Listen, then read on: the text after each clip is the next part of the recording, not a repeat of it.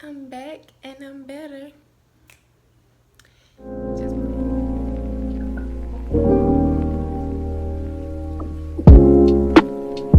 Welcome to my channel, beauties. I am Zari, and this is Blossom Aesthetics. And today I will be telling you about my experience becoming an esthetician. Now I'm going to tell you my experience, my personal experience, my trials, my tribulations, everything I went through becoming an esthetician, licensed esthetician, because baby, I'm licensed. It's just like my experience, because I feel like sometimes we get into things and we want to quit because it become hard, but sometimes you just got to see stuff through. And when you see it through and you just work hard and you just see it through, you're gonna be rewarded at the end. So yeah, this is my experience. Welcome to my channel. Welcome to Blossom Aesthetics. I'm so excited to bring you all so much.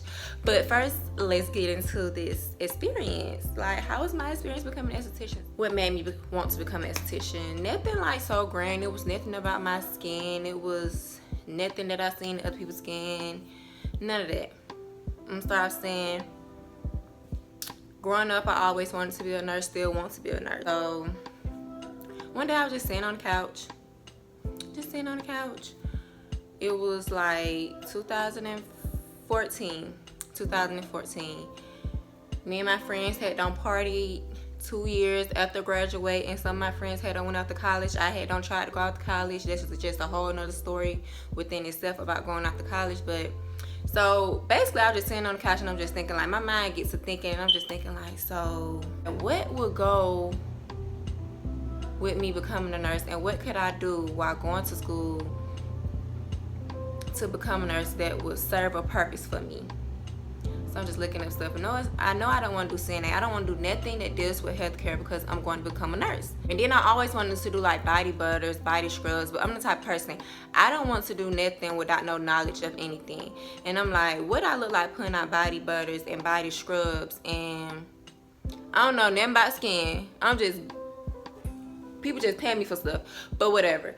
So yeah, so the whole thing was, let me find something that's gonna coexist when I go back to school for nursing. Like, I don't just want to do nothing just to say I'm doing it, and I don't want to do nothing to feel like it don't serve no purpose in my life.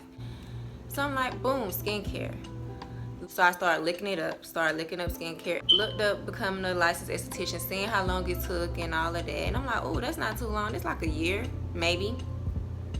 Y'all end up being 2 years for me, but okay. So I looked up the school. I went and told mom, like, I think this is what I'm about to do. Like, the following week I had scheduled some appointments for us to go visit the schools, or whatever like that. I went to 2 different schools to tour. I ended up picking one school. From the time I went and did the tour and talked to the financial aid people and did all of that, 2 weeks after that I started school. I was a morning student. So my friend, she worked at Starbucks. She dropped me off like at 6 o'clock in the morning at the train station. I rode the train and the bus to school. Y'all, first off, it was too early. I don't think that my mind was into it. So like after a week being in school, I'm like, I don't think I could do this. I don't know, I'm just not feeling it. I don't feel the school. Or just making up all these excuses. Let's just be honest. I'm making up excuses at this point. So I withdrew. Okay. Fast forward 4 years later, here I am. I don't work at Chipotle. I don't did a whole lot of CNA jobs. I don't work at a daycare. I don't went to school a little bit to start my prerequisites for nursing and things like that. I don't got out of school, and here it is. It's still in my brain. I still want these body butters. I still want to do the body scrubs. Now I'm learning more about skin. I'm trying to do stuff at home, like, you know, the DIY mask and stuff like that. And I'm just more interested than I was before. And like, my vision never ran from me. Like, I always had this vision of, I need to find a job that's gonna coexist with me being a nurse while I go to school for nursing. It always been my big old thing. Nursing homes and take care of people's skin. I can have my own business and do this. Or I can even go into a spa and work. It's just a lot of things. It's a big old vision over here. Do y'all get it? Like, are y'all feeling it? Like, yeah, how something small can turn into something so big. Okay, so I decided I'm gonna go back. I'm going to be disciplined. I'm going to see it through, and I'm not going to make up these excuses for myself. So I went back. I went to the school. I don't think nobody knew that I was going to go do this. I don't know if I told anybody, if I'm thinking about it. I don't know if I told anybody how long I had been thinking about, I'm just going to go do this. I don't know. But I ended up going to the school, talked to the people. He told me when school started. Boom, I started school. Started school in August. School was going great. This is 2018. School was going great. I was working at a daycare that I went to school at night. And school was going great. Everything was just going good. Boom, 2019 hit. It's just like everything that could have happened, happened. So like in February of 2019, I lost my car. And if we want to be honest, I stayed at my job that I was at for like a year. It was a special needs daycare. I stayed at my job because I absolutely loved my job. I loved the kids. People was understanding of my schedule, but I really wasn't getting paid that much, and I was getting paid on the 1st and the 15th. So imagine not getting paid that much and only getting paid twice a month every month. And you got a house. I mean, speaking to existence. You got an apartment. You got a car. No, like you got all these other expenses. Plus I was paying like $200 for like the first 4 months that I was in school. I had to pay $200 extra because my financial aid didn't cover the whole thing. So like all these expenses that I had, and I'm working a job that don't pay that much. So yeah, I lost my car, and then like a month after that, I don't want to say quit because I didn't necessarily quit, but like my manager would work with me when I lost my car. She would come get me. She would take me to work, or sometimes I'll get an Uber, or she'll come pick me up from the train station or things like that, because it wasn't no bus that went to my job, but you can get on the train and get to the train as close as there. You get what I'm saying? So and I just felt like you know how people do things for you, but you know at the end of the day, like this is a burden on them. They don't have to do this, but they doing this out the kindness of their heart. And I no longer wanted to be a burden on her or her daycare. So I just told her, like, I appreciate you for the job. I really like working for you. But right now I don't feel like I'm useful. Like, so once I quit my job, I took a leave of absence because I needed to find a job that was like closer to home that I could catch the bus to, or close to my school where I can go to my school and go to work. You get what I'm saying? Because I was a nice student. So yeah, within them 2 weeks of my leave of absence, I found a job. My first day, the lady was late opening the building. Couldn't even get in the job. But it was okay for her to be late. So then another day, I was like 5 minutes late, y'all. No kidding. 5 minutes late. And she had a problem with that. And she was like, if you're gonna be late, then you need to let me know because we can't be doing this. So later that night, I text her and I let her know that this is not gonna work for me because school is important for me right now, and if that's not gonna work, then okay. So that job was over with. Cool.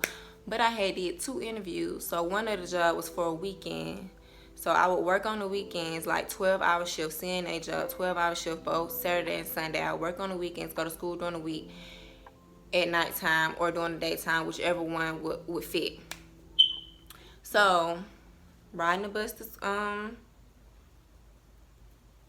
school and work, catching the Uber sometimes, because like, why would I use up all my money to catch an Uber when I could just get on the bus for $2.50? It just didn't make sense to me. But you just got to do what you got to do, so I did that.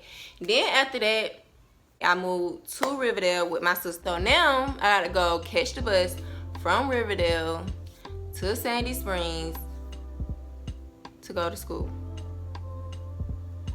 Not a problem, because when you want to do something and that's what you want to do, you make a way. So whatever, I get up. I'll tell my sister when she get my nephew up, wake me up so I can get up too. And she will wake me up. And then sometimes my girlfriend used to have to be to work at 6 o'clock. My cousin would let her drive his car, and I would get up with her at 6 o'clock because her job that way. So like, drop me off at school. Sometimes I would go to school. I would be at school morning and night. That's like morning classes from 9 to 3. Night classes from 5 to 10. So I was just up there that whole time, all day, just at school. Like, but I was for real dedicated. I was determined. And I just couldn't let the circumstances that was going on in my life determine the end goal. Not gonna lie, it was so many times I wanted to give up, because it's like, my life is hard, my life is crumbling in front of me, just too much. Like, I can't handle this. It was sometimes I would spaz out, crying. Like, still, I had to tell myself, you come from strong people, you got strong parents, you can get through this, you can do this. Nothing is too hard. Anything that you go through is just a lesson. Like, you just got to get through this. You not quitting this time. I just kept telling myself, you not quitting this. Sometimes I would miss days of class, not even gonna lie, just because, like, it was just too much. Like, sometimes I didn't have no money to get to class. Sometimes I needed to eat besides get to class. I was definitely struggling. Y'all be like, 2020 was hard. No, 2019 was a hard year for me. Like, I felt like I didn't have nothing. I felt like I lost everything. I lost my job that I liked. I lost my car, lost my apartment. Yeah. So now it's like a whole lot of days I don't miss and I have to make up. So I'm definitely in school morning and night. Sometimes I would just go to school in the morning when I got my hours down low enough where I didn't have to pay a lot.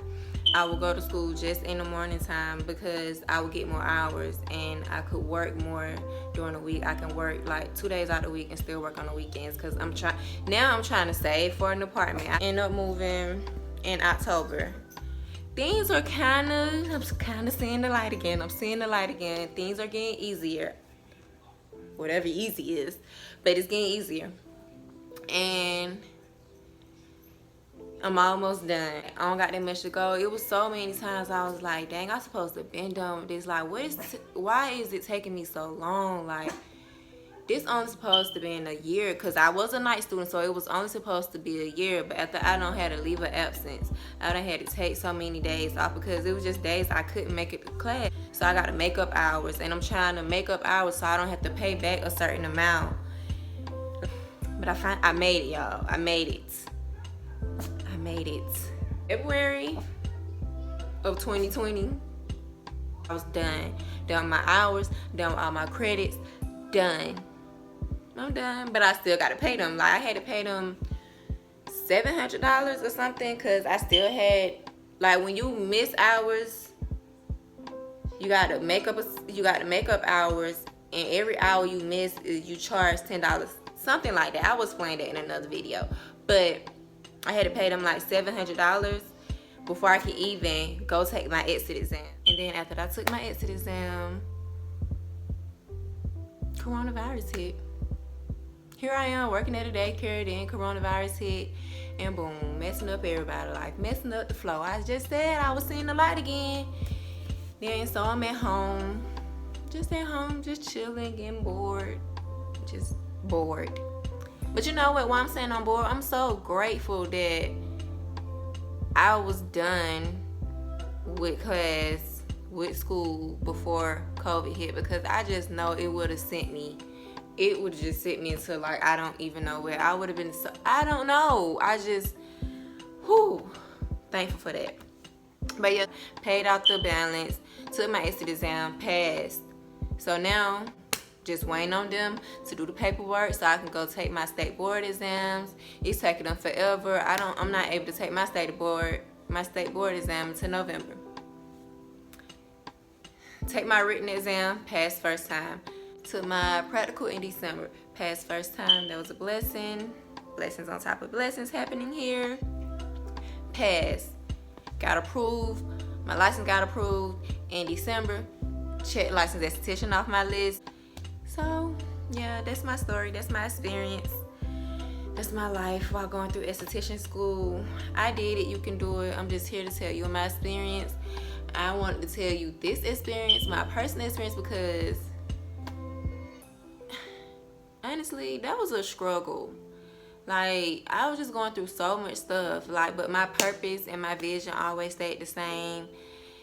Even when I got off track and I stopped, I went back and I was determined. When I said I was determined the second time, I was determined. Like, nothing was going to stop me. And I'm so glad I got the mindset that I had to be like, okay, you're going to do this. You're not quitting this time. Because it was so many things, so many circumstances, so much that could have just, I could have just been like, this is just not it for me. This is just not happening for me. But it happened. I'm done. I'm excited. I'm so excited. I don't really show my excitement. Also, I'm so grateful for Mama Key and Kamisha. Y'all helped me get through this. The motivation, the kits that y'all gave me to take my state board exams. Thank you, Gabby, for sometimes taking me home. My mama for keeping me motivated. Just all my family and friends during that time. Y'all just don't know. The phone calls, the talks, all of that.